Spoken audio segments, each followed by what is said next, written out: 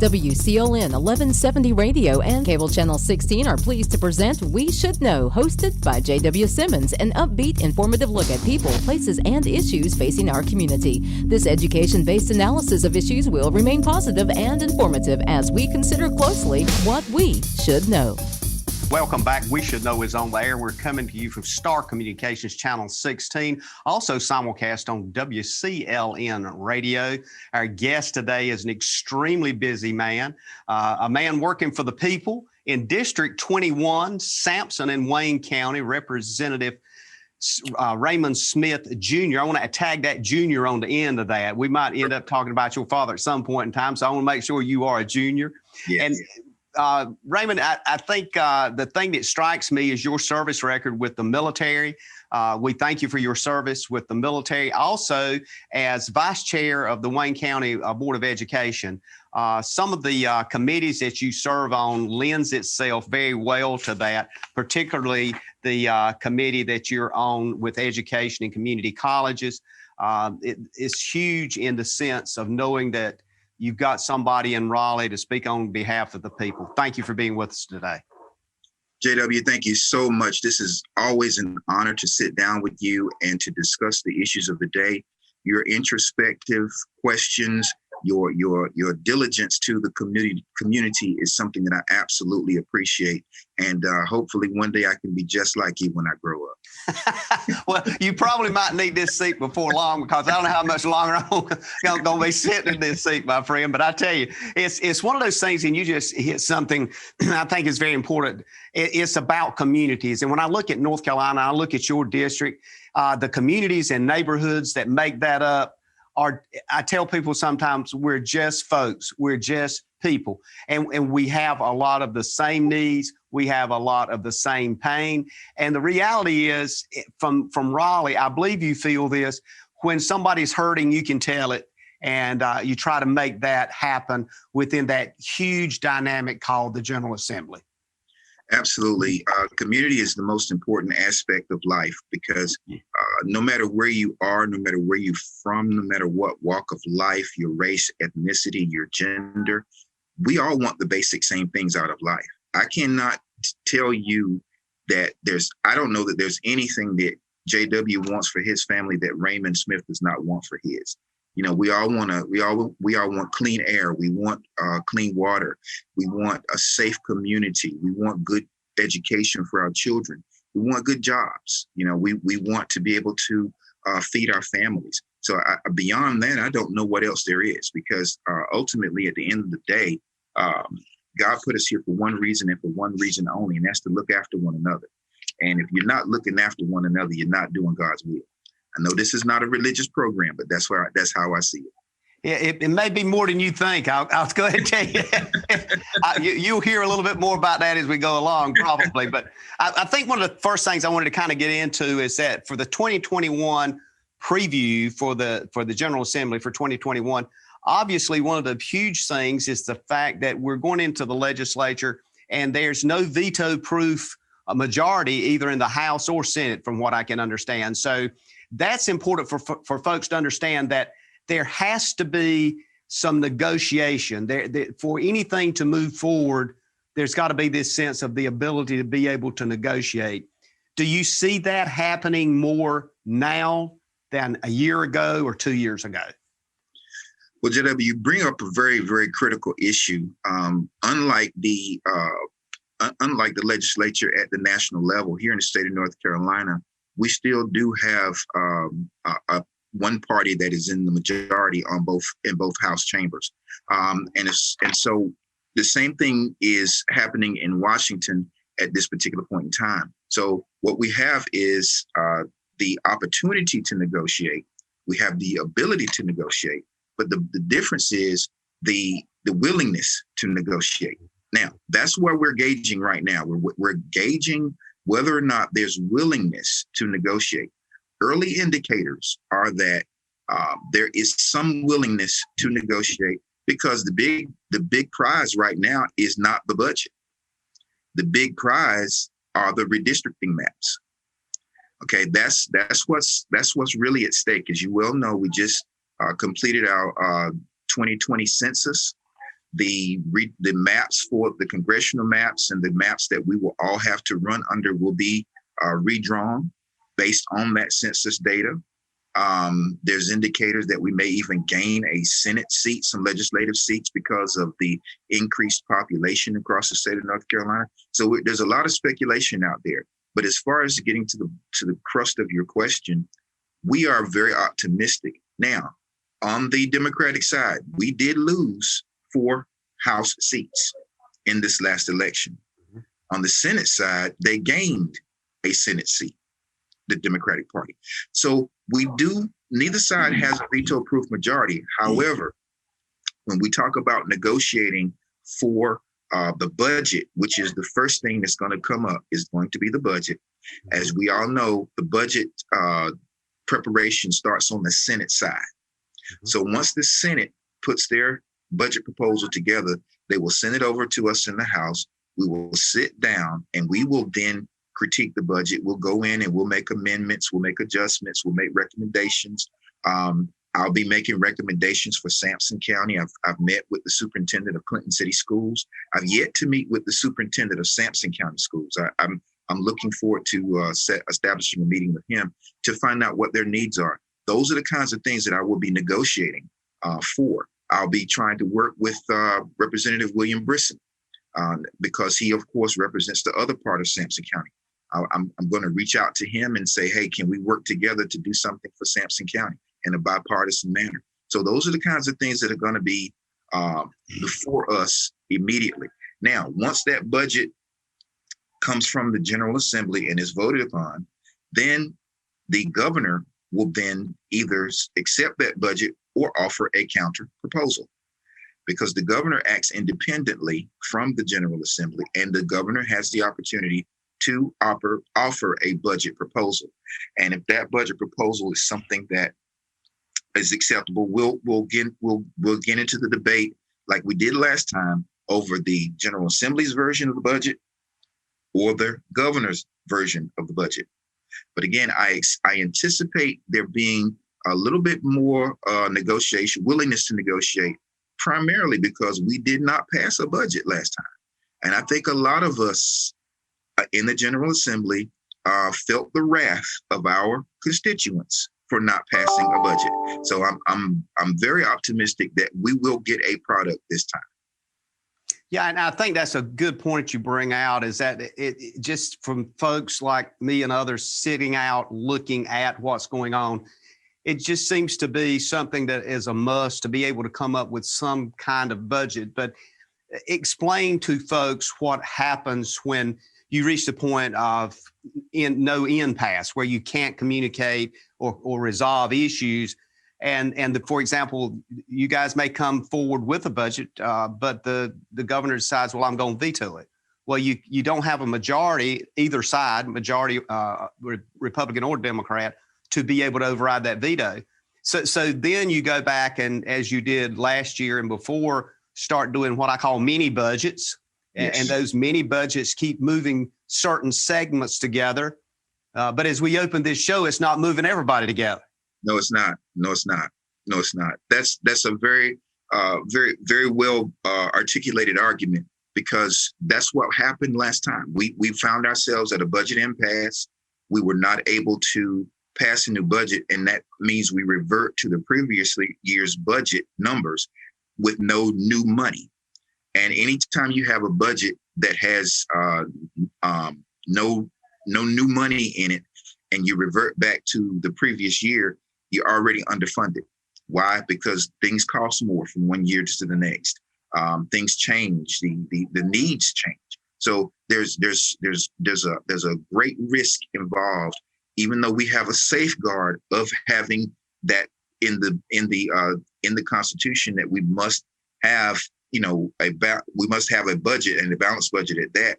That does still create a number of barriers, and it creates a number of obstacles.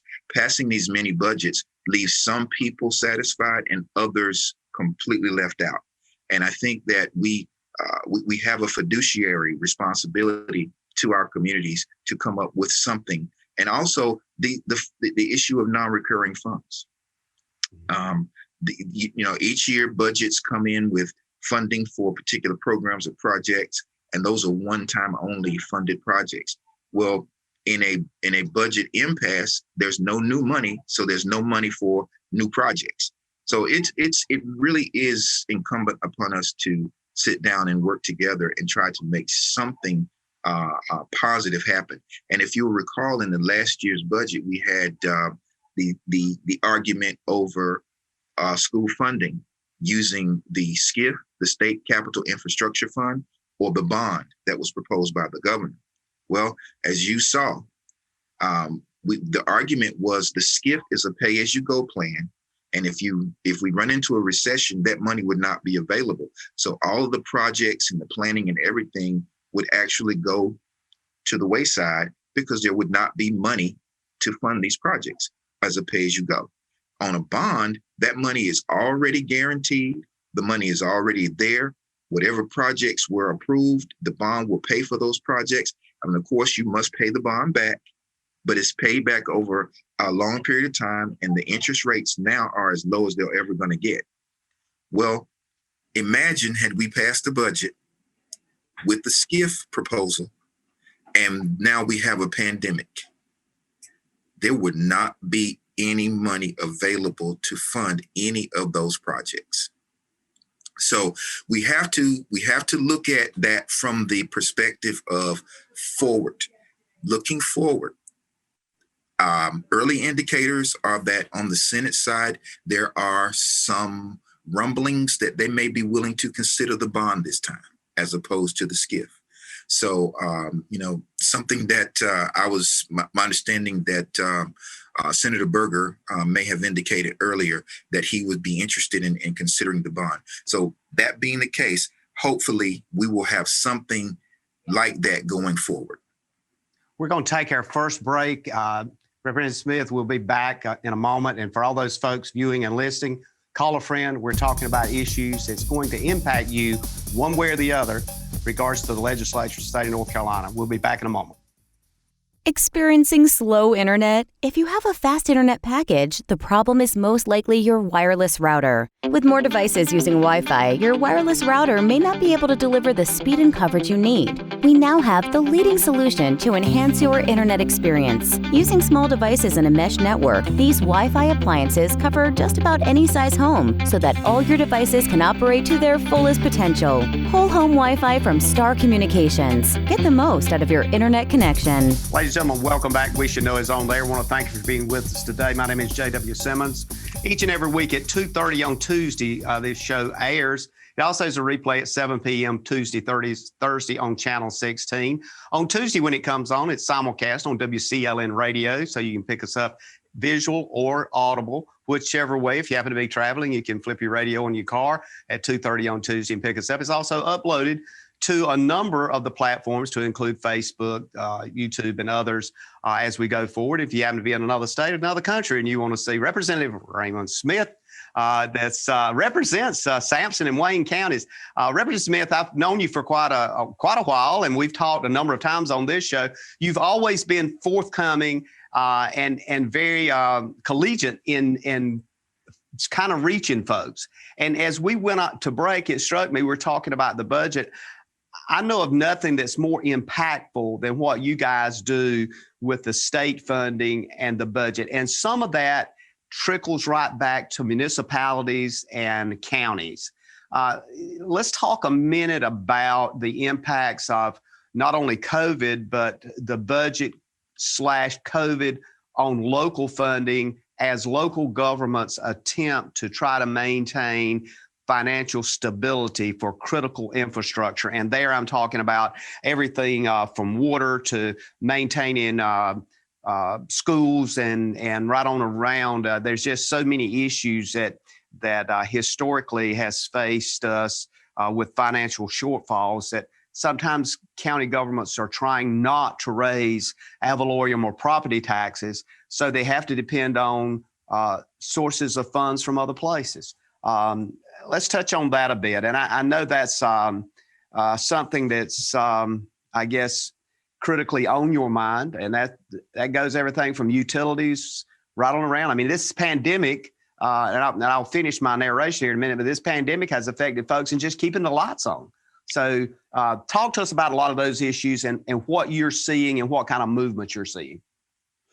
JW, you're spot on. The one thing that we began this conversation talking about is what community means.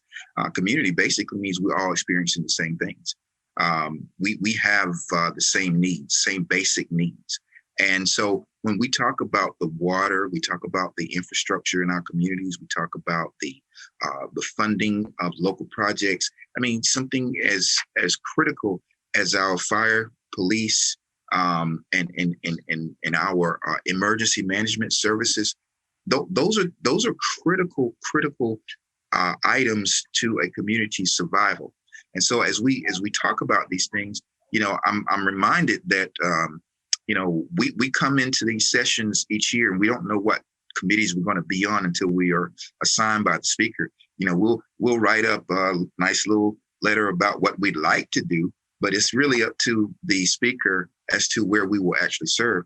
And this year I was placed on local government, on the local government committee.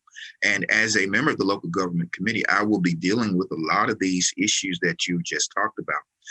One of the things that jumps out at me, of course, are our local schools. We have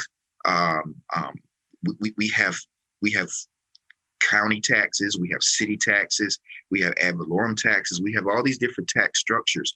And every layer and every level, there's a level of responsibility.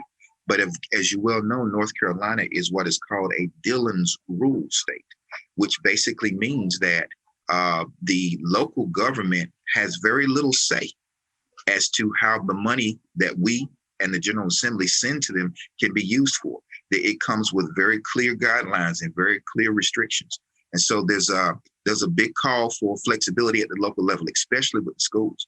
The schools, school superintendents are asking for more flexibility with their budgets, because what we've come to understand is that every community is different. Every community has different needs.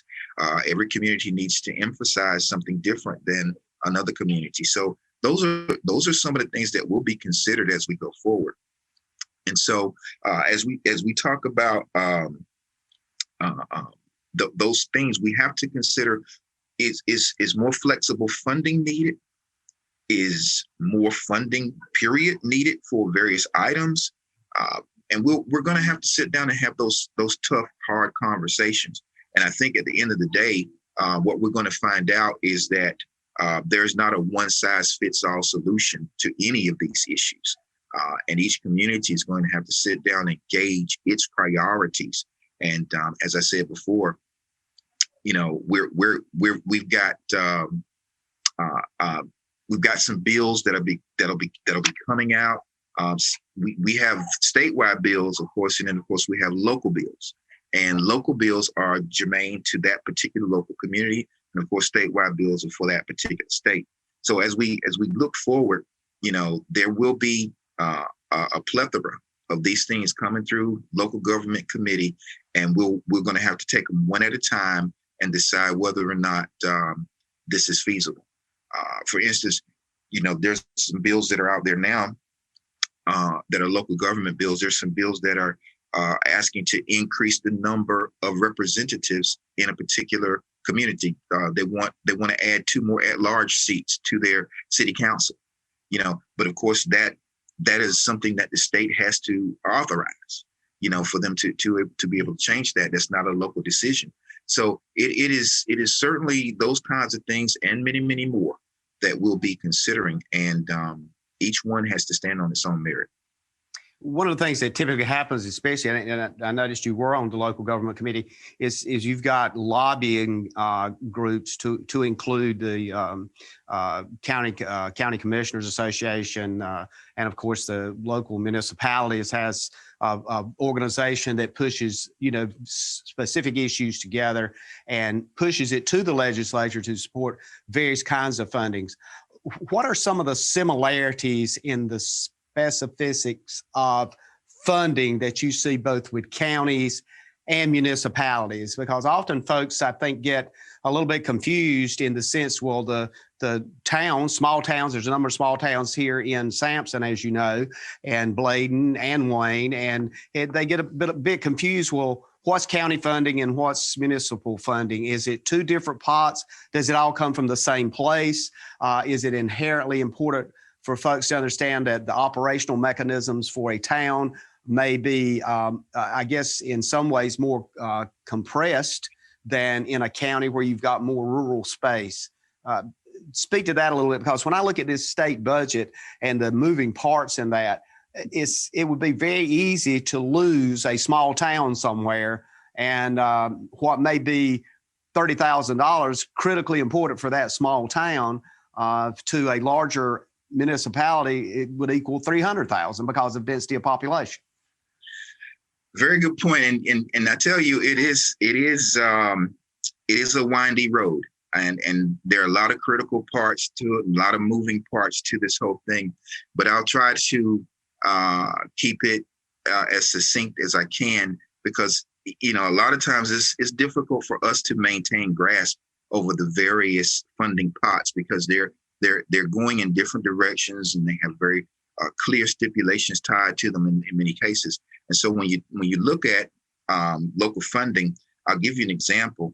Last biennium, we were visited, we being the Wayne County delegation, and I being part of the Wayne County delegation, we were visited by the town manager for a small town in Wayne County called Eureka, town of Fremont, the county manager, and a couple of our county commissioners. And so the visit was about the Eureka water treatment system. And Eureka's water treatment system was in very bad disrepair.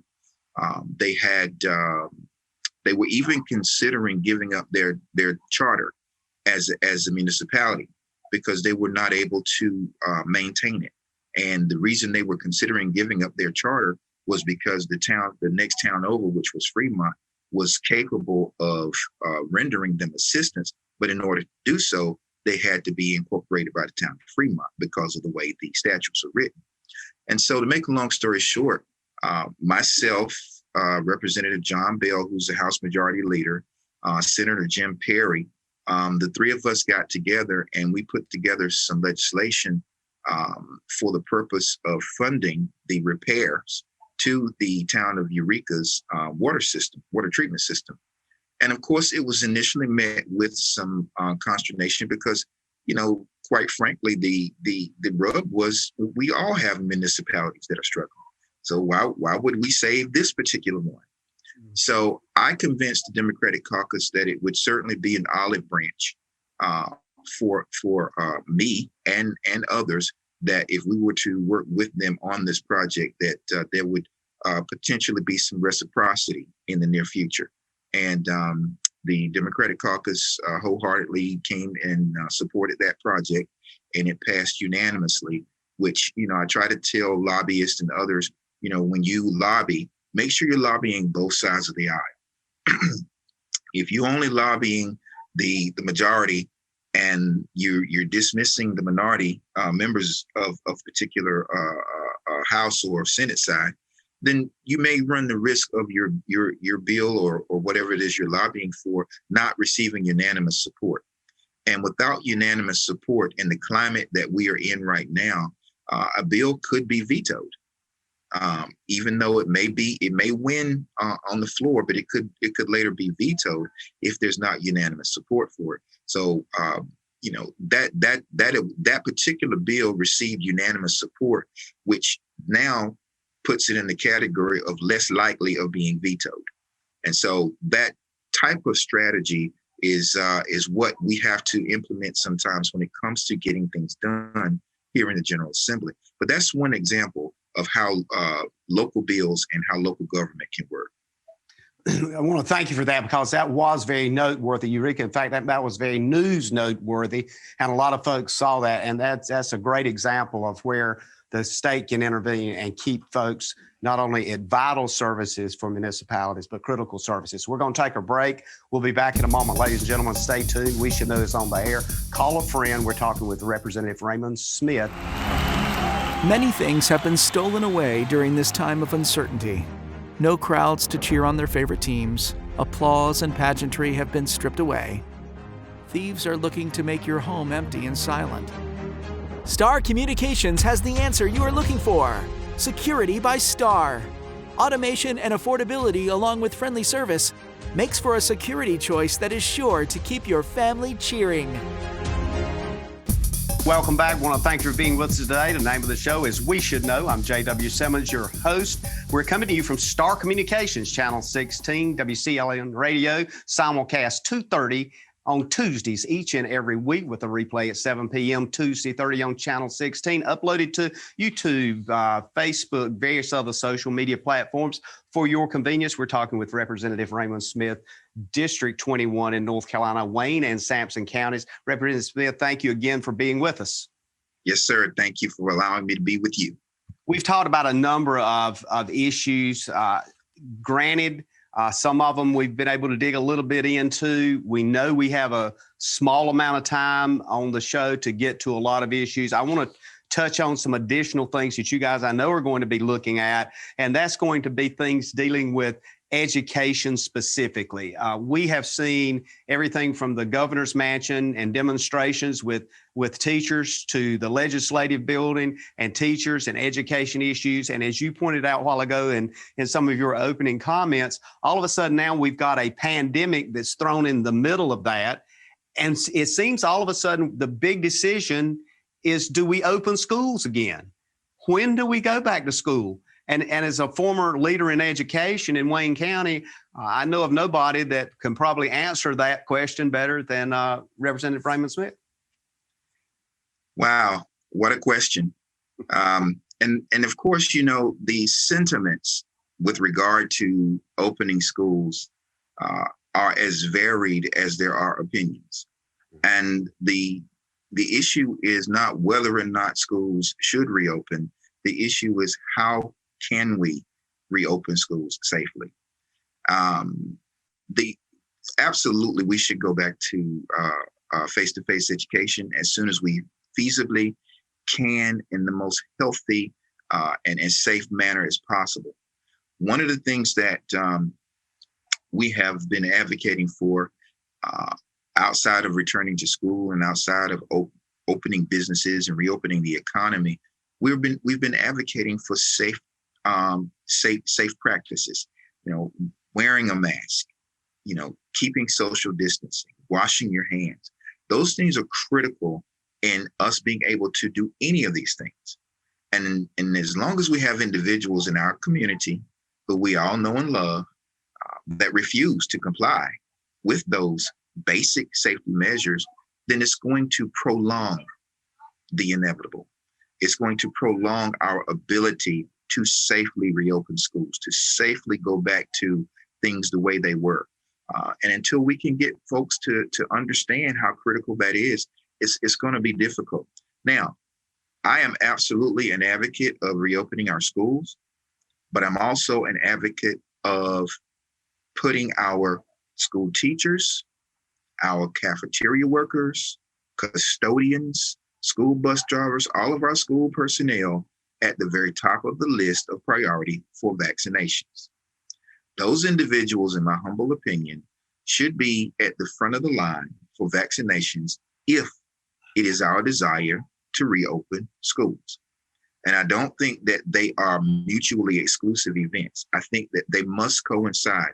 One must take place before the other can take place, because I do not believe that there is a safe way to reopen schools and expect children and staff to be able to, in such close proximity to one another, be able to safely socially distance and to maintain the health and safety protocol that we would need in order to keep people healthy.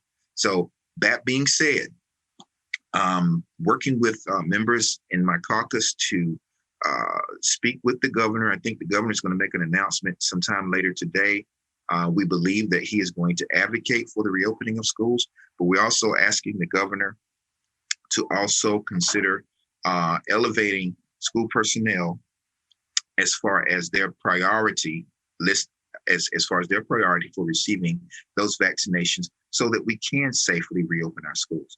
And so I'm very adamant about that, and I'm very consistent with my perspective on that. Representative Smith, I've got to ask you this, and I've read some stuff, and that the new superintendent of public instruction, Catherine Truitt, has done with the State Board of Education and working in similar direction. Do you see what she's doing and the State Board of Public Education also working kind of hand in glove and making some of these things happen? And are you guys, in your perspective, on the same page? To say that we are completely on the same page would be a little premature, but I do think we're heading in the same direction.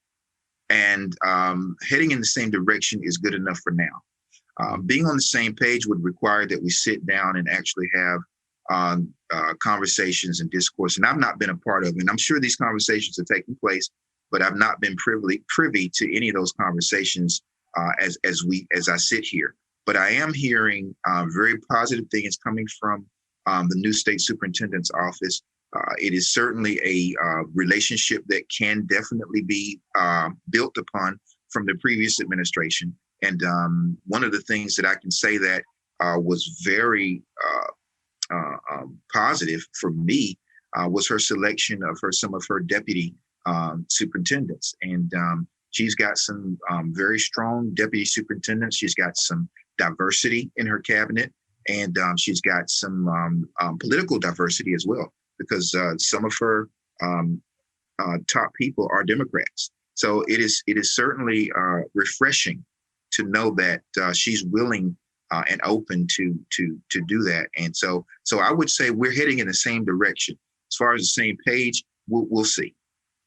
And one of the things I think you touched on is critically important as well, and you've always been good with us with this, and that is this idea of transparency, yes. in which you come forward and you lay out what you see, and I think I'm looking education as this huge chunk of, when you look at the state budget, it's probably the big, I guess I can say with some certainty, it's the biggest piece of funding for the state budget.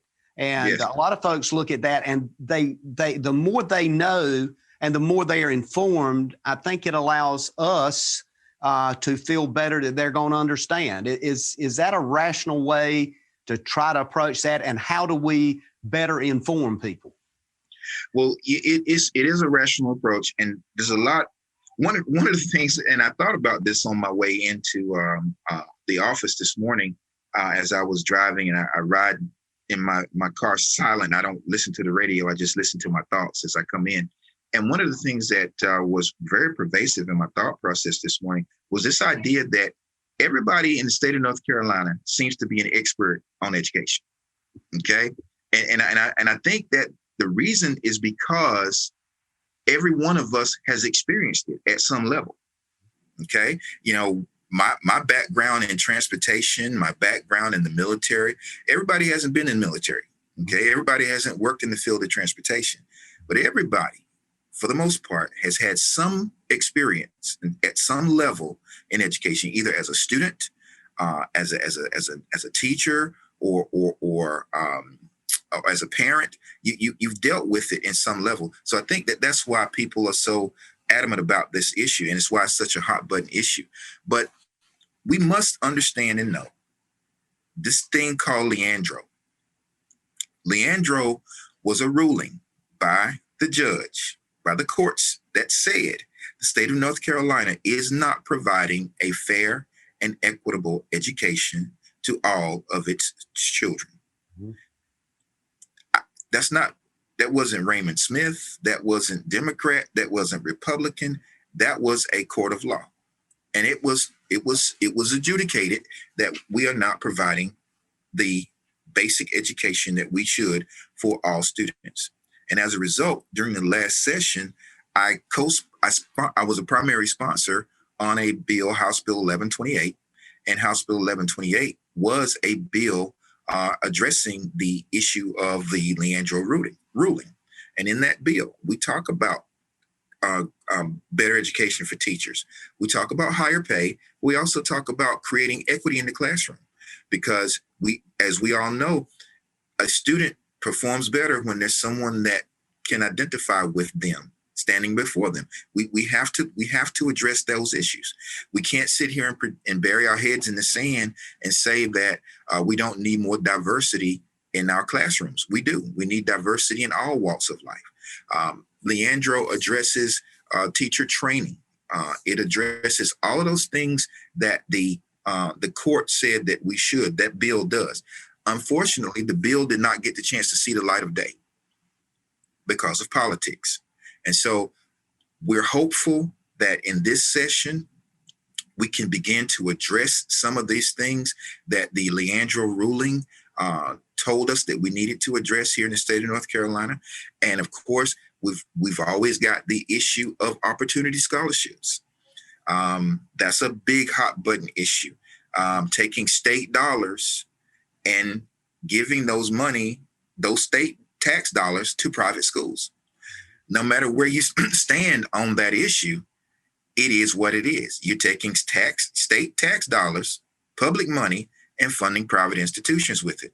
And, people say, well, it benefits certain people. Well, I'm sure there's a lot of things that will benefit us, but it's not, is it necessary to take our state tax dollars to fund it? So that's a debate for us to consider as we go forward. And these opportunity scholarships have been tremendously helpful to some people, but it also drains the resources that we currently have for our public school system. So the net result is less money for public schools, and certain individuals benefit from that, being able to go to private schools with public money. So again, we've got to decide where we want this to go. Do we want to make our public schools better, or do we want to go back to private education for all? That's a choice we have to make. We've got a lot of things I want to discuss. We're coming up on another break, and I just want to encourage folks to stay with us. Several issues that we hadn't really gotten into: healthcare, broadband, a number of committees you sat on. Ladies and gentlemen, stay with us. We'll be back in a moment, and we're coming up on our last segment. Call a friend. Stay tuned. To get the most out of your electronic devices, you need a strong internet connection and a protected home Wi-Fi network. You need high-speed internet from Star. Star has the fastest, most affordable high-speed internet service available for all your devices. We have no long-term contracts or high-pressure sales. Our service speaks for itself, and switching is hassle-free. We take care of everything with free installation from a local company. High-speed internet from Star. Internet at the speed of life. My name is JW Simmons. It's my pleasure to be your host and to be with you today as we end the show with the last segment today with Representative Raymond Smith, District 21, North Carolina, here in Wayne and Sampson County. Of course, this show is aired and listened to from various parts of the state, believe it or not, Representative Smith. And we've even had folks that have watched and listened to the show from other countries. It's kind of hard to pull all that together over the past 10 plus years. I want to kind of, as we go into this last segment, touch on some additional committees that you're on. Of course, you serve on the Education Community College Committee. You serve on the Finance Committee, Home Security, Military and Veterans Affairs, Local Government Committee, and not last by any means, but very important committee, the Federal Relations and American Indian Affairs Committee. I want to take a moment to pause on that committee and allow you to make some commentary about the, I guess, the rich heritage that the American Indians bring to our communities. And for Sampson, particularly, I can speak for that from my observation. It is just wonderful that we've got that kind of depth of understanding, not only history, but the whole development of where our country was. And sometimes we dismiss a large number of people. And I'm going to open that to you for comment. Absolutely. And thank you for bringing that to light.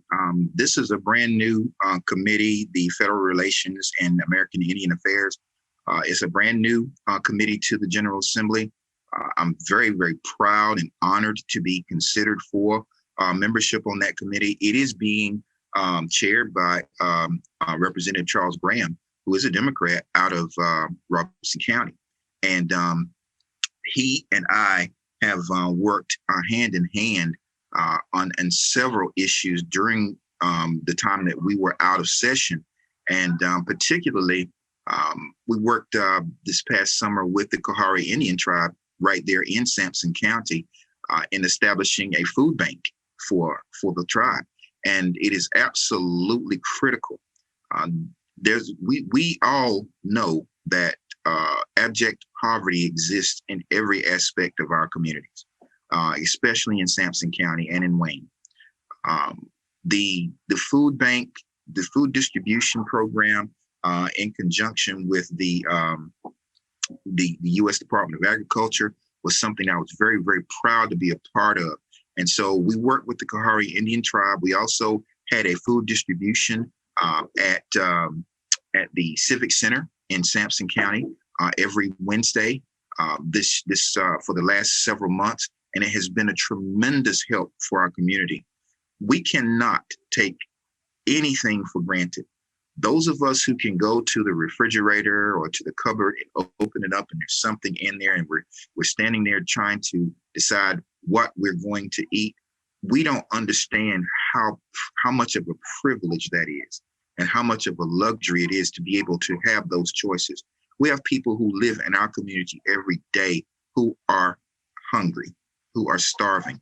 And this committee is something that I think is going to be very critical in addressing those issues.